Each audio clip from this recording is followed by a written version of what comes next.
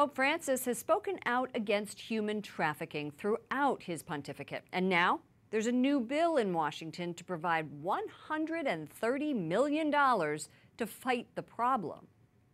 Joining us now is Congressman Chris Smith of New Jersey, who has been leading the fight against human trafficking. Welcome back to the program.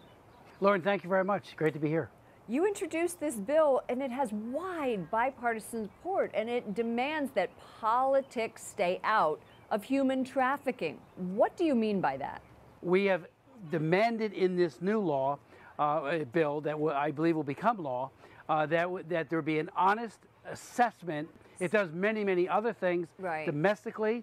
One of the things it'll from a prevention point of view, ensure that our grade school and high school students get information so that they understand the risks of being trafficked, particularly young girls who might run away, so that there will be a general knowledge increase, and hopefully that situational awareness will ensure that our young people are better protected. The 3 Ps in combating human trafficking is prevention, prosecution of the traffickers, and protection for the victims. Human trafficking is a $1 billion industry. This international labor organization says almost 21 million people are at risk around the globe.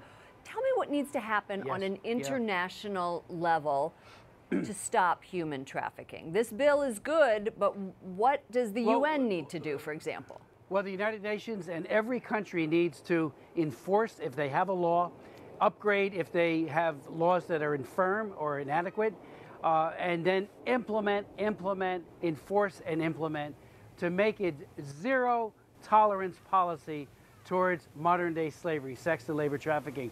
Congressman Smith, what are some of the practical steps to preventing human trafficking?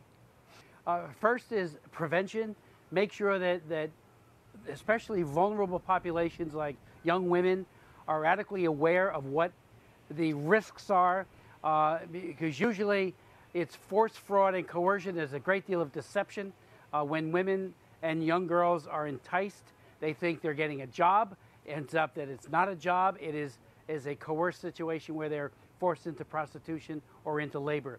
So prevention, prosecution, we need to throw the book at these people. Just one victim is enough to send that person to the perpetrator of the crime to jail for the rest of his or her life. And then the protection, we need more shelters. The church has done great work in the area of sheltering all over the world, including the United States. Well, we're also going to train flight attendants, increase the training there. Even when it comes to government travel, because obviously the U.S. government pays a lot of money to airlines and to hotels, to give preference to those airlines and hotels that have a protocol in place to train their people, flight attendants, people working at the hotel, to spot human trafficking and to give it the information to law enforcement. Thank you so much, Congressman Chris Smith of New Jersey.